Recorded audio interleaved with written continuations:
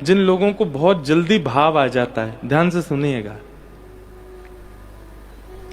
जिन लोगों जो बहुत जल्दी भावुक हो जाते हैं, लेकिन भावुक किस लिए? इसलिए नहीं कि बेटा कुछ करने लग गया तो भावुक हो गए, घर में किसी की बात सुन के ऐसे भावुक नहीं, ठाकुर जी को याद करके भावुक हो गए, वृंदावन को याद करके भावुक हो गए, कोई ठाकुर जी की लीला चरित्र सुनकर के भावुक हो गए, तुरंत जाइए पास के कहीं शिवालय में, और अगर घर में ही महादेव विराज रहे हो तो उनके सन्मुख, और यदि आप कर सको और याद कीजिए वृंदावन को, और महादेव के सन्मुख जाकर के आने दीजिए उन नीरों को नेत्रों से, और उसका अभिषेक कीजिए महादेव को। देखिए, आप किसी से मिलन के विरह में हैं, जिससे मिलन के विरह में हैं, उसका कोई सगा आपके विरह को देखेगा तो उसको जाके बोलेगा, ए भाई वो तुम्हारी कितनी याद में तड़प रहे हैं, तुम जाओ ना, मिलते क्यों नहीं उससे।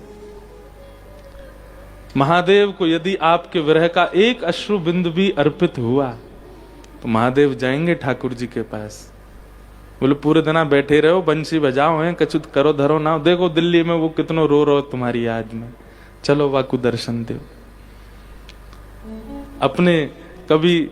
और मेरी बात को आप कोई प्रकाशित मत कीजिएगा, इसकी वीडियो फोटो मत बनाइएगा, अपने हैं वीडियो बना रहे ना, आंसू आ रहे हैं आंख से, नहीं, ये सब नहीं कीजिएगा, ये अंतरंग भाव है। अंजनी मैया ने अपने नेत्रों के जल अर्पित किए, हनुमान प्राप्त हुए। पार्वती जी ने जब वही अश्रु जल अर्पित किए, महादेव प्राप्त हुए। नरसिंह मेहता ने वो अश्रु जल प्रदान किए, उनको द्वारिकाधीश प्राप्त हुए। मीराबाई ने वो अश्रु जल प्रदान किए, तब श्याम सुंदर प्राप्त हुए। अरे कहां तक कहें, हमारी व्रज की गोपियों ने जब अपने प्रेमाश्रु प्रदान किए तो महाराज प्राप्त हुआ। इसलिए अगर कृष्ण विरह चित्त में है, और जब जब विरही होते हैं आप, जिनके चित्त में विरह नहीं है, आप लोगों को चिंता होनी चाहिए। स्रोत यदि जल का प्रकट नहीं होता पृथ्वी से, इसका मतलब वो पृथ्वी बंजर हो जाती है, वहां कुछ भी उपजाऊ नहीं होता। ऐसे ही जिसके नेत्रों से कृष्ण विरह के नीर प्रकट नहीं होते, उसके चित्त में प्रेम भाव सद्भाव रूपी बीज कभी अंकुरित नहीं हो सकते।